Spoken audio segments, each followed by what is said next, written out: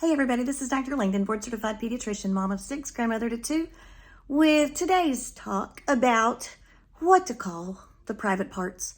I would love to encourage you for many reasons to start teaching your kids the actual name of the parts of their body.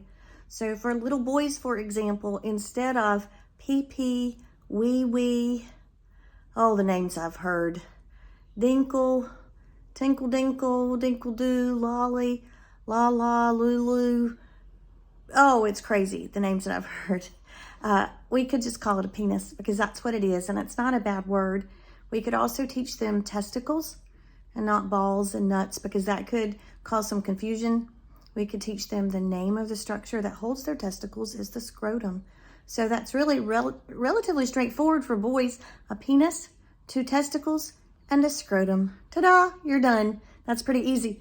Part of this teaching them about their own body is also teaching them that it's never okay for an adult to ask them to keep a secret.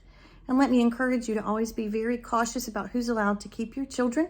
Most cases of sexual abuse happen by people that the child does not identify as a stranger. So it's someone that's allowed close access to them, whether a teacher or a coach or an uncle or a granddad or a stepfather or somebody who's close to the child and allowed access to them. So make sure you teach your kids that they should never be told by an adult to keep a secret from you.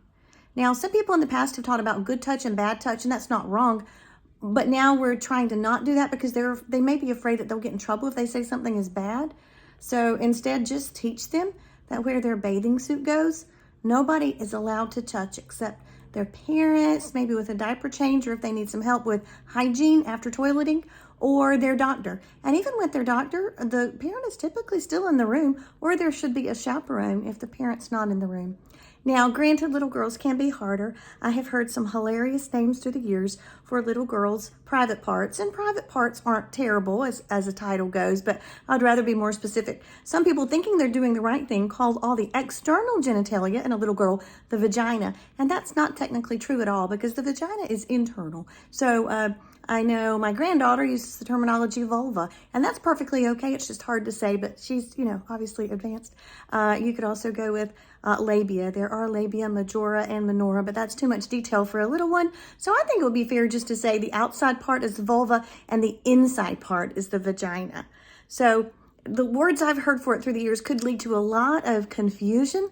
I know I had the cutest little girl one time come in because she said, "Dr. Langdon, my chicken's itching." And it was pitiful and hilarious, but completely wrong terminology. So let's not call it cookie or chicken or monkey or Lucy or Sally or hoo-ha or a million other names that I've heard through the years. Let's call it the real name, external vulva, internal vagina. I hope this was helpful for you guys. Let me know if you have any questions about that, and I will try to clarify. Thanks.